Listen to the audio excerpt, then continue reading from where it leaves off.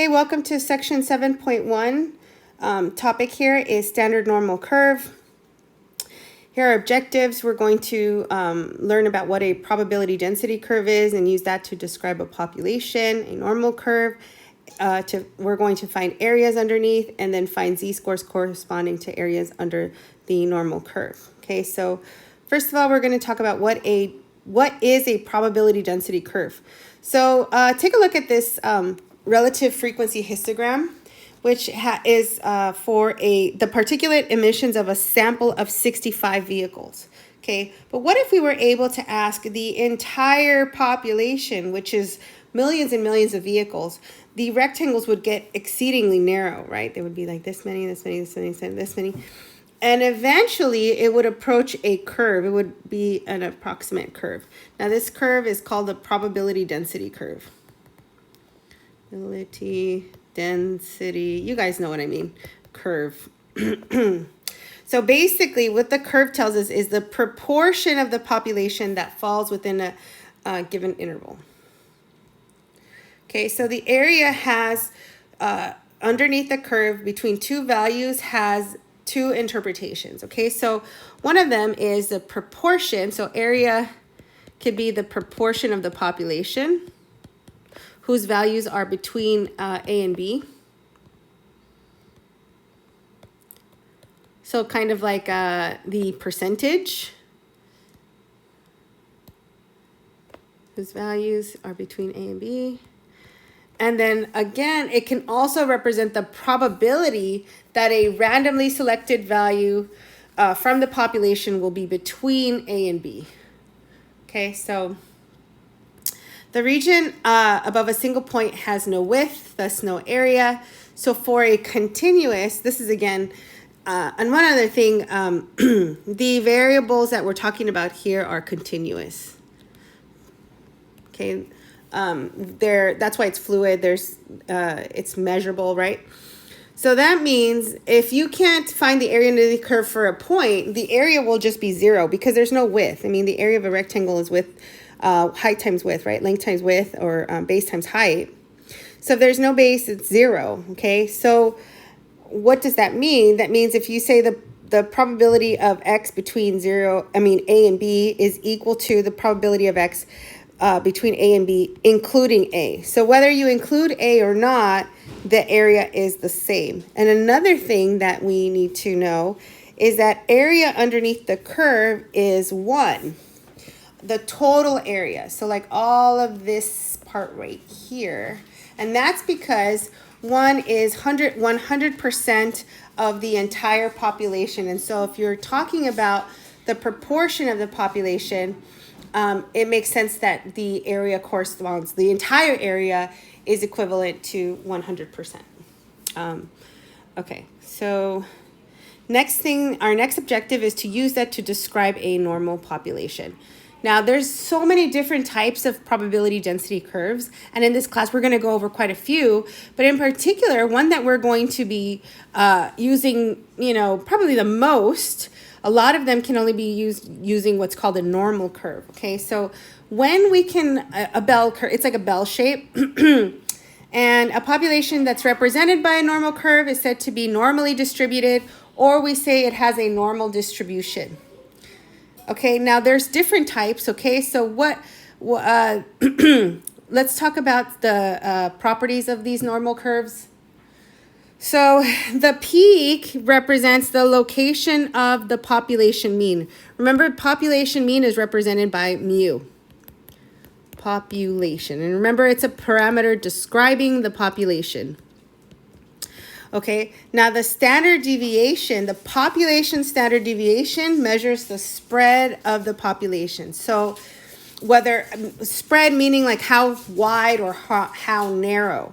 So therefore, the normal curve is wide and flat like here when you have a larger population standard deviation, and then more narrow and more tall when the population standard deviation is small. Okay, and one other thing to note is the mean and the median for a normal distribution are both equal to the mode. Okay, Let's see, what else can we say? Oh, it's symmetric, right? It's a symmetrical deal.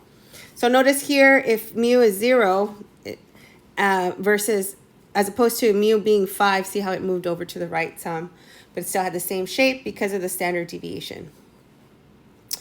And one super important thing to know is that the normal distribution follows the empirical rule, right? Meaning that 68% of the total area is within one standard deviation of the mean. 95% of the total population is within 2 standard deviations of the mean. And then 99.7% of the population is within 3 standard deviations of the mean. Okay, so obviously, why do we care about this kind of stuff is because we want to ultimately get to where we find proportions, or we solve for probabilities using the normal curve, and that means we need to find the area. Now, we don't know we could figure out the equation of the curve, but then we would need some calculus, and then in order to find the area, we would need to, find the integral and use integral calculus. But in this case, we're an introductory stats course, so we're not going to do any of that. We're going to use tables, and we're going to use our trusty TI-84. Again, I'll show you the table one first.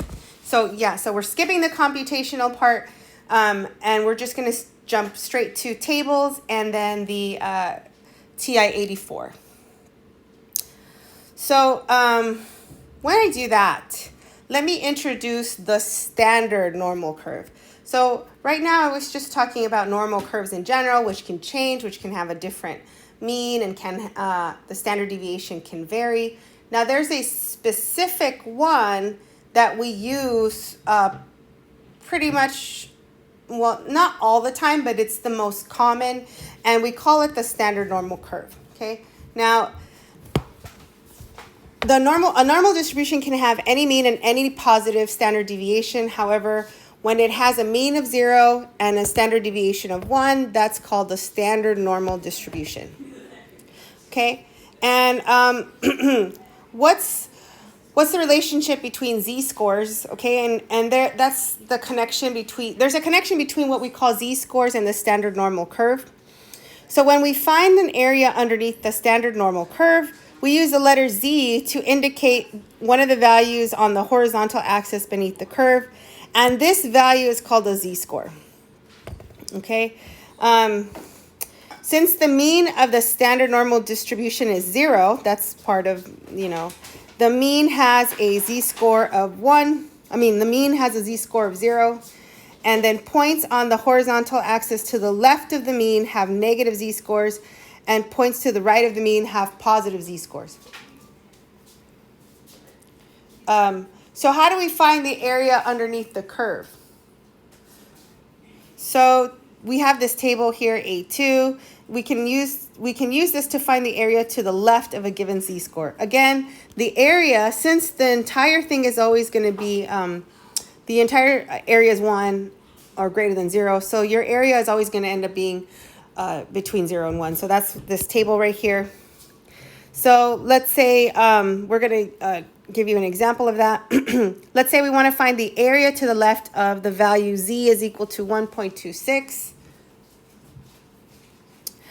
Sketch the normal curve. Let's sketch the normal curve, and we label the point z equals 1.26, and then we shade in the area to the left of it. Then we'll look at table A2. So to look up z is equal to 1.26, we start with the column on the most left. So that's 1.2. We're missing that 0.06, so we put them together. And then the intersection of these two is our area. So the area to the left of z is 1.26. All of this. This is the area, of z equals 1.26. This area is 0.8962. In other words, the area is 89% or 0.8962. So let's find the area to the right of this of negative 0.58. So we would sketch the normal curve. Remember that 0 is in the middle. So then the 0.58 negative 58 100ths would be to the left. And we want to shade the area to the right. Okay, so then we would find the table to look up z equals negative 0.58. We would find the row containing negative 0.5, and then the row, and then on the top, along the top, we would find the 0.08, the hundredths place. Okay, and then where do they intersect? They intersect here. Now this, because the table gives us the area to the left, right, of the value. So this is this area here in red is 28% or 0.2810. How do we find the area to the right? Well, we use the fact that we know, it's kind of like the complement rule, yeah? Because we know the entire thing is equal to 1. So if we have the area of the red shaded here, we can easily find the blue by just subtracting it from 1, okay? That's what you're doing. You're essentially saying, okay, fine, I found 28% of it. How much is the rest? Well, 100% minus 28% is whatever here. So in this case, our area is 0.7190. Yes, okay, fine. What if we want to find the area between two z values, okay, using a table? Okay, so first we would sketch the curve, and then we would label the points here. So let's say we have z is negative 1.45 and z is equal to 0.42. Another thing that we need to make sure that we, I'm not sure if I just said this, but the z-score, or a z, is also known as the number of standard deviations away from the mean. That's why for a standard normal curve, the standard deviation is equal to 1. And it has, that's the z equals 1. So anyway, let's go ahead and label these points, and we're going to shade the area between those 2 points. Remember that the peak is at 0. Okay, so then we're going to use the table to find the areas to the left of negative 1.45 and to the left of z is equal to 0.42. And so let's say the area to the left of z is this red part right here. That's 0.0735. And then the area to the left of 42 hundredths, oh, oops, here. This whole area, let me see if it'll let me change the color maybe.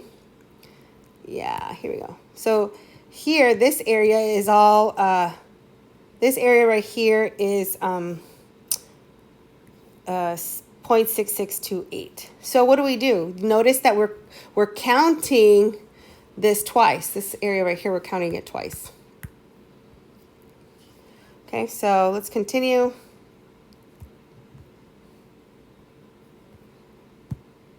If it lets me, come on, let's go. Okay.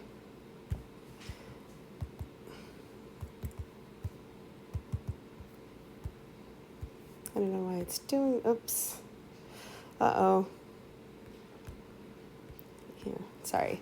Okay, so we did this here. Let's continue. So then the last thing we would do is subtract the two areas, right? Because we don't want to count it twice, right? So this area right here is 0.6628. That's the area to the left of the z-score of 0.42. And this tiny little area is to the left of negative 1.45. So if we subtract this big piece minus this piece, we would get what we want, which is the middle area, the area in between. So now finally, let's get to the good stuff here. We're going to use the calculator. So the function that calculates the area underneath the standard normal curve is called normal CDF, okay? And we need to use, the way that it works, we have normal CDF. We need to tell the calculator what to find the area of. So we need to tell it the lower bound of the area, in other words, the leftmost point of the shaded area, the upper bound, which is to the right, upper bound, which is to the right, okay? And then the mean and standard deviation. But if we're doing a standard normal curve, so because this normal CDF covers all types of normal functions, but if we're doing using z-scores, the mean is always 0 and the standard deviation is always 1. Okay, so let's say we want to find the area to the left of z is equal to 1.26. All we need to do is select normal CDF. And we want to find the area from, like, you know, this is kind of like negative infinity, right? But we don't have an infinity key in the calculator, so what we use is this negative 1e99. And you might ask, what the heck is that 1e99 on the calculator mean? Well, that just means negative 1 followed by 99 zeros. It's so much to the left that the calculator just basically assumes it's infinity, so... you know, that's kind of like the calculator equivalent of negative infinity, okay? All right. So then that would be our lower bound, right? Then we want to give the calculator the upper bound. That would be 1.26, and then here's the mean, and here's the standard deviation, and that's our function here. Let me go ahead and show you on my calculator. Okay, so let me start here. So we would go second distribution, normal CDF, okay? It was negative 1, and then it was E, where is that? For you, here it is. It's second E, and then 99, comma, and then I think it was 1.26. And then we could stop there. The default is the standard normal, so there it is, okay?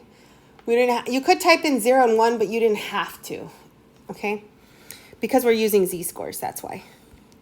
All right. So that's the area to the... What if we want to find the area to the right? It's nicer, it's easier, right? So in this case, the lower bound, or the lower bound is here, right? Because it's the left most of the area. Now, what's the upper bound? It's all the way to the right. It's a positive 1 infinity, right? Okay, so we would go normal CDF. Okay, so let's try that again. The lower bound is negative 0.58. The upper bound is 1e99. And then you can just stop it there, or you can enter 0 for mu and 1 for sigma, which is the standard deviation. Okay. So that's that. What if you want to find the area in between between an interval, right? That's not infinity or not all the way to the end. It's actually so much easier with the calculator, because you just put in the lower bound, the upper bound, right? Here, and then hit enter basically, and that's it.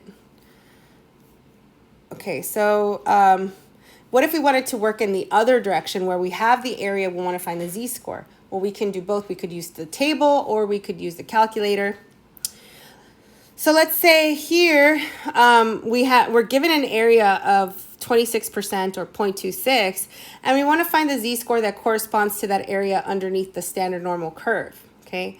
So what do? We sketch the curve, we shade in the area, we take out our table, and we look for what approximately is, what's the number closest to that area. So in this case, on the table, the closest value is 0.2611, which corresponds to what z-score? So we would go out for the 10th place, so negative 0.6 here. And then for the 100th place, we go up, so then that's negative 0.64. Okay, so as you can see, it's a little bit, we're technically finding the z-score that corresponds to the area 0.2611. So it's not super exact, you know, but it's pretty close. All right, so let's do another one. What if we want to find the z-score that has an area of 0.68 to the right? So we would sketch the normal curve, shade in the area, and then find the area to the left, right? So it would be complement. So 1 minus 0.68, which is 0.32. So this is what we use for the table, because remember, the table gives us areas to the left, okay? So what's closest to 0.32 is right here on the table, and that corresponds to a z-score of negative 47 hundredths. Okay. All right. Find the z-scores that bound the middle 95% of the area under the standard normal curve. So here's our graph. We have our normal curve, and we're shading in 95% of the area in the middle, okay? On the left, we're going to go ahead and label this Z1, and on the right, we're going to label that Z2. Okay, so find the area to the left of Z1. Now there's symmetry here, okay? So if this is 95% of it, that means that there's 5% left, or there's 0.05 is the area in these two tails here. We could call them tails. So if we divide that in half because of symmetry, it's actually 0.025. The area is 0.025 in each of the tails. So now we can find Z1 because we have the area to the left. Okay, so here we go. What's the table? So let's say we use the table and we find that an area of 0.025 corresponds to Z is equal to negative 1.96, okay? Now, because of symmetry, the positive is also 1.96. Or you could have done it the long way. You could have said, okay, fine. I know the area of this part is 0.025. I know the actual area, the area we were talking about is 0.95.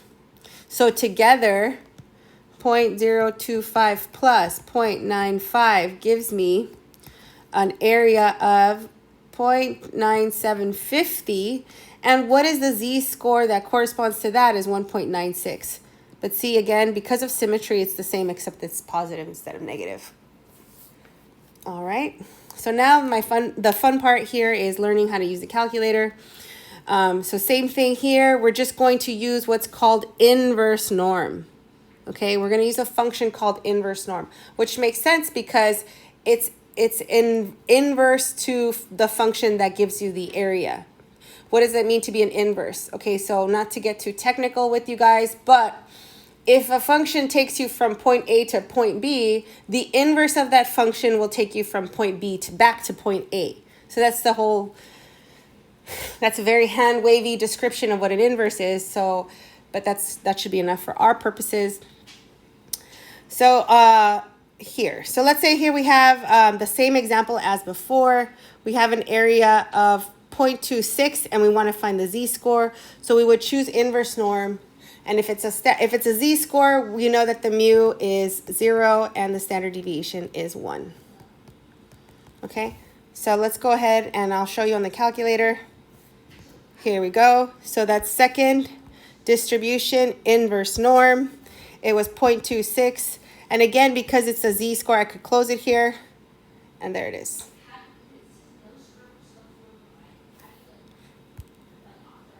So that's it right there. Okay. What if we want to do the z-score that has an area of 0.68 to the right? So again, we find the area to the left, 0.32, and we use inverse norm. Okay. So we have 0.32, and that's approximately negative 0.47. Now, what if we want to do the middle? We need to sketch the normal curve. So we already did this earlier. So now we want to find Z1 and Z2. Okay, so using this area, remember we found out that because of symmetry, this area is 0.025. So we want inverse norm 0.025, okay? And again, to get to inverse norm, it's second and then vars, which leads us to the menu that has inverse norm, okay? All right.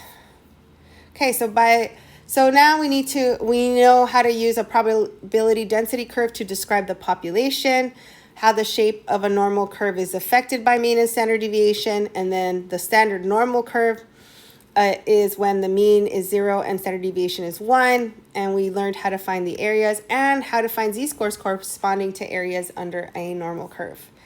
Okie dokie, this is your super fun homework. Good luck, happy studying, and I will see you all in class on Monday.